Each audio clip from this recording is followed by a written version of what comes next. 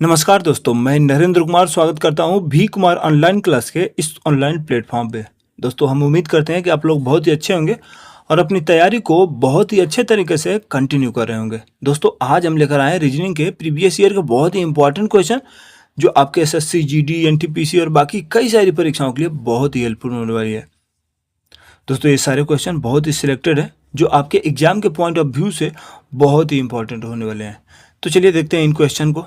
तो ये है पहला क्वेश्चन और पहला क्वेश्चन बहुत ही इंपॉर्टेंट क्वेश्चन है क्योंकि ये वेन डायग्राम क्वेश्चन है और ऐसे क्वेश्चन आपको हर एक एग्जाम में जरूर देखने को मिलते हैं। तो चलिए देखते हैं क्वेश्चन क्या कह रहा है निम्नलिखित में से कौन सा आरेख कबूतर, पक्षी और कुत्ते के संबंध को सबसे अच्छे ढंग से दर्शाता है। तो देखिए यहाँ पे कुछ वेन डायग्राम दिया गया है, इनमें आपको संबंध बताना है कि कौन संबंध सबसे अच्छा दिखा रहा है। ठीक है, तो देखिए ऐसे क्वेश्चन करने के लिए क्या करेंगे, थोड़ा सा आपको दिमाग लगाना है, थोड़ा सोचना है, उसके बाद आपको आंसर देना है। देखिए क्या करना है, यहाँ पे कह रहा है कबूतर, पक्षी और कुत्तों का संबंध सबसे अच्छे ढंग से कौन सा वेन आरेख दिखा रहा है। तो देखिए कबूतर जो होता है, ये मान लीजिए कबूतर के समूह को ही हम लोग पक्षी कहते हैं। ठीक है, उसके बाद और क्या कर रहा है, कुत्ता। तो कुत्ता इन सबसे अलग है, कबूतर के समूह को हम पक्षी कहेंगे और कुत्ता अलग हो जाएगा। तो इसका जो राइट आंसर होगा वो होगा ऑप्शन बी। हम उम्मीद करते हैं कि ये क्वेश्चन आपको बहुत ही अच्छे तरीके से समझ में आया होगा। देखिए क्या कर रहा है, कबूतर, पक्षी और कुत्ते में सही संबंध बताइए। तो देखिए कबूतरों के जो ग्रुप होता है उसको हम पक्षी कहते हैं और जो कुत्ता होता है वो इन सबसे अलग होता है। तो इसका जो वेन डायग्राम बनेगा वो कुछ इस प्रकार का बनेगा। तो उम्मीद करते हैं ये क्वेश्चन आपको समझ में आया होगा। चलिए देखते हैं अगला क्वेश्चन। तो अगला क्वेश्चन क्या कर रहा है, अगला क्वेश्चन सीरीज का क्वेश्चन है और बहुत इंपॉर्टेंट क्वेश्चन है क्योंकि ऐसे क्वेश्चन हर एक एग्जाम में आपको जरूर देखने को मिलते हैं। तो क्वेश्चन क्या कर रहा है, श्रृंखला में अगली संख्या ज्ञात कीजिए। अब यहाँ पे सीरीज का ये क्वेश्चन दिया है, इसमें वो कर रहा है अगली संख्या ज्ञात करना है। तो क्या है, कर रहा है 2, 5, 16, 65, 326। तो इसमें आपको देखना है लॉजिक क्या लग रहा है, उसी के बेस में आपको आंसर देना है। तो देखिए ऐसे क्वेश्चन करने के लिए क्या करेंगे, थोड़ा सा आप दिमाग लगाएंगे। अगर थोड़ा सा आप दिमाग लगाएंगे तो देखेंगे अगर 2 से आप 5 गए तो ये इंटू का 2 हो रहा है और प्लस का 1 हो रहा है क्योंकि 2 दूनी के 4 और 1 5 हो गया। उसके अगर 5 से 16 पे गए तो आप देखेंगे इंटू का 3 प्लस का 1 हो रहा है। उससे आगे गए तो ये आप देखेंगे तो ये हो रहा है इंटू का 4 और प्लस का 1।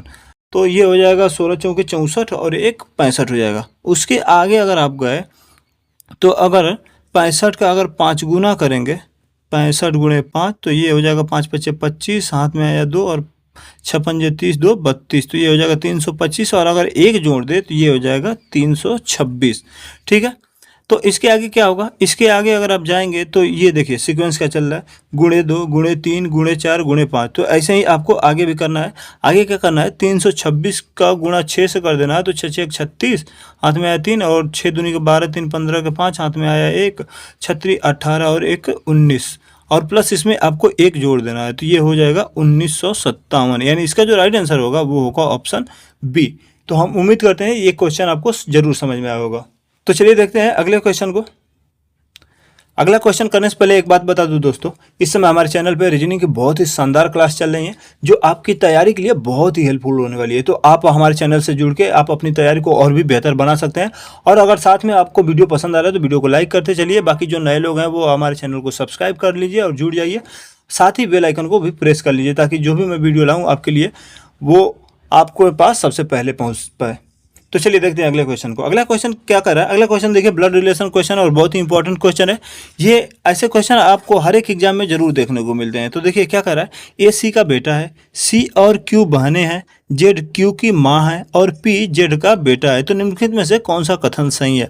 ठीक है, अब यहाँ पे देखिए ये यहाँ पे रिलेशन दिया है और यहाँ पे उसके हिसाब से आपको आंसर करना है। तो सबसे पहले तो इसमें हम रिलेशन बना लेंगे। रिलेशन क्या कर रहा है, ए सी का बेटा है। तो देखिए इसके लिए क्या करेंगे, ये मान लीजिए क्या कर रहा है, ए सी का बेटा है तो सी का बेटा कौन हो गया, ए हो गया। ठीक है, उसके आगे क्या कर रहा है, सी और क्यू बहनें हैं। तो ये मान लीजिए सी हो गया और इसकी बहन हो गई क्यू। ठीक है, ये दोनों बहनें हैं तो इसके लिए माइनस का सिंबल लगा देंगे। आगे क्या कर रहा है, जेड क्यू की माँ है, जेड जो है वो क्यू की माँ है। ठीक है, अब और आगे क्या कर रहा है, पी जेड का बेटा है। अब देखिए जेड का बेटा कौन है, पी है, यानी इन दोनों बहनों का कोई भाई होगा पी, तभी तो इनका बेटा हुआ। उसके आगे क्या कर रहा है, निम्नलिखित में से कौन सा कथन सही है। तो देखिए क्या कर रहा है, क्यू ए का नाना है, कह रहा है क्यू ए का नाना है। नहीं, ऐसा तो नहीं है क्योंकि ये अगर बहनें हो गई तो ये ये नाना कैसे बना, ये तो गलत हो जाएगा। क्यू ए का नाना है, ए क्यू का नाना कहाँ से होगा, ये तो गलत हो गया क्योंकि ए तो इसकी मौसी क्यू तो इसकी मौसी हो जाएगी, तो ये गलत हो जाएगा। बी क्या कह रहा है, बी कह रहा है पी और ए चचेरे भाई हैं, पी और ए चचेरे भाई हैं, ऐसा भी नहीं है, ये इसकी बहन का लड़का है, तो चचेरे भाई कहाँ से हो गए, तो ये भी गलत हो जाएगा। सी क्या कर रहा है, पी ए का मामा है, पी ए का मामा है, यानी ये सही कर रहा है, ये इसके बहनों का ये लड़का है, तो यानी ये पी मामा ही हुआ, तो इसका जो राइट आंसर होगा वो होगा ऑप्शन सी। तो हम उम्मीद करते हैं कि ये क्वेश्चन आपको बहुत ही अच्छे तरीके से समझ में आया होगा। देखिए क्या कर रहा है, रिलेशन अगर आप देखेंगे तो कर रहा है ए सी का बेटा है, ए सी का बेटा हो गया। उसके बाद क्या कर रहा है, सी क्यू की बहनें हैं, सी और क्यू ये दोनों बहनें हो गई। उसके बाद क्या कर रहा है, जेड क्यू की माँ है, ये जेड है वो क्यू की माँ है, और पी जेड का बेटा है, इस जेड का बेटा पी भी है, यानी इन दोनों का बहनों का ये भाई है। तो उसके हिसाब से अगर आप रिलेशन देखेंगे तो ऑप्शन सी सही होगा, पी ए का मामा है, क्योंकि अगर आप देखेंगे तो इन दोनों बहनों का ये भाई है और इन बहनों का ये लड़का है, तो उसके हिसाब से ये मामा ही हो गया। तो इसका जो राइट आंसर होगा वो होगा ऑप्शन सी। तो चलिए देखते हैं अगले क्वेश्चन को। तो देखिए अगला क्वेश्चन बहुत ही शानदार क्वेश्चन है, ये आकृति दी गई है, इसमें अगला आकृति आपको बताना है। इसमें क्वेश्चन क्या कर रहा है, दी गई श्रृंखला में अगली आकृति ज्ञात कीजिए। ठीक है, अब देखिए इस आकृति को अगर आप ध्यान से देखेंगे तो आपको ध्यान से देख के फिर इसका आंसर करना है, ठीक है, क्योंकि बहुत इंपॉर्टेंट क्वेश्चन है। तो अगर आप देखेंगे तो ये 3 खाना दिया गया है, ठीक है, इसके आगे एक और आकृति आएगी। अब कौन सा आकृति कौन सा आएगा आकृति, उसके हिसाब से आपको यहाँ पे देखना है, ठीक है। तो देखिए ये क्या कर रहा है, मान लीजिए ये एक आकृति बना दी है। अगर आप देखेंगे तो यहाँ पे एक ऐसे बनाया है, फिर एक ऐसे बनाया है, ठीक ना। उसके बाद क्या किया है, इस आकृति को यहाँ से उल्टा कर दिया है, ठीक है। अगर उल्टा किया है तो ये यहीं का यहीं आ गया और इधर का ये यहाँ पे आ गया, ठीक है। फिर उसके आगे अगर आप बढ़ें तो यहाँ से ये तो उलट दिया, फिर अगर उसके आगे आप बढ़ें तो ये क्या कर रहा है, ये अब जैसे एक आकृति ये दूसरा आकृति ये यहाँ पे दिया है, अब इसको अगर आप पलटेंगे, जैसे मान लीजिए इन दोनों में तो आप संबंध देख लीजिए, इसको यहाँ से पलट रहा है, ऐसा ही अगर आप इसको यहाँ से पलटेंगे तो ये कुछ ऐसा बनेगा, ये ऐसे आ जाएगा, ठीक है, और ये जो यहाँ पे है वो यहाँ पर आ जाएगा, ठीक है। तो अगर आप देखेंगे ऑप्शन में कौन से ऑप्शन में ऐसा आकृति दी है, तो आपको क्या दिखेगा, ऑप्शन ए में ऐसी आकृति दिख रही है, क्योंकि ये ऐसे है और ये ऐसे है, यानी ऑप्शन ए इसका सही हो जाएगा। तो उम्मीद करते हैं ये क्वेश्चन आपको समझ में आया होगा, और ऐसे क्वेश्चन को आपको बहुत ध्यान देना है, क्योंकि ऐसे क्वेश्चन बहुत इंपॉर्टेंट क्वेश्चन होते हैं और आपके एग्जाम के लिए बहुत ही लाभदायक भी होते हैं। तो चलिए अगला क्वेश्चन देखते हैं। हाँ, तो अगला क्वेश्चन क्या कर रहा है, यदि किसी कूट भाषा में दिल्ली को CCIDD लिखा जाए तो बॉम्बे को क्या लिखा जाएगा। देखिए ये कोडिंग डिकोडिंग का क्वेश्चन है और बहुत ही शानदार क्वेश्चन है। कह रहा है दिल्ली को CCDIDD लिखा जाए तो बॉम्बे को क्या लिखा जाएगा। जैसे मान लीजिए क्या कर रहा है, दिल्ली DELHI को क्या लिख रहा है, वो CCIDD लिख रहा है, ठीक है।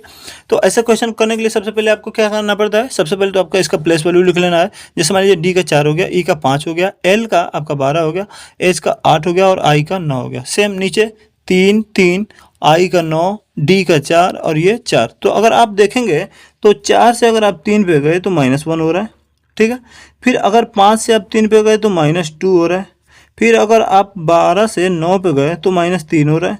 फिर 8 से अगर आप 4 पे गए तो ये माइनस का 4 हो रहा है। और अगर 9 से आप 4 पे गए तो माइनस का 5 हो रहा है। यानी इसमें -1 -2 -3 -4 -5 का सीक्वेंस फॉलो हो रहा है। ऐसे ही अगले में देख लेते हैं, अगला में क्या होगा। तो देखिए ये कर रहा है बॉम्बे, BOMBAY, ये हो गया। इसका सबसे पहले तो प्लेस वैल्यू लिख लेंगे तो ये हो जाएगा 2 15 2 2 15 13 2 1 और ये हो जाएगा आपका 25। तो इसके हिसाब से देखिए क्या करना है, अगर आप देखेंगे तो ये -1 -2 -3 -4 -5 और -6 हो जाएगा, ठीक है। तो अगर 2 में से 1 गया तो एक A आएगा यहाँ पे, फिर 15 में से 2 गया तो बच जाएगा 13 पे M आएगा, फिर 13 में से ये गया 3 तो बच जाएगा 10 पे J आ जाएगा। फिर अगर यहाँ पे 2 में से अगर -4 करेंगे तो ये आपका तो जाएगा नहीं। तो अगर देखिए ऐसे करने के लिए क्या करेंगे, 26 ये हो गया और ये 2 कह रहा है, तो इन दोनों को जोड़ देंगे 28, और 28 में से अगर आप 4 घटाएंगे तो बच जाएगा 24, और 24 पे जो आएगा वो आएगा आपका x, ठीक है। उसके बाद यहाँ पे 1 में से अगर 5 घटाएंगे तो वही 26 1 27 हो गया, और 27 में से अगर 5 घटाएं तो ये 22 बचेगा, तो 22 पे जो आएगा आपका v आएगा। उसके बाद 25 में से अगर 6 घटाएंगे तो 19 आएगा, 19 पे एस आएगा। तो इसका राइट आंसर होगा AMJXVS, यानी ऑप्शन बी इसका राइट आंसर हो जाएगा। तो उम्मीद करें ये क्वेश्चन आपको जरूर समझ में आया होगा।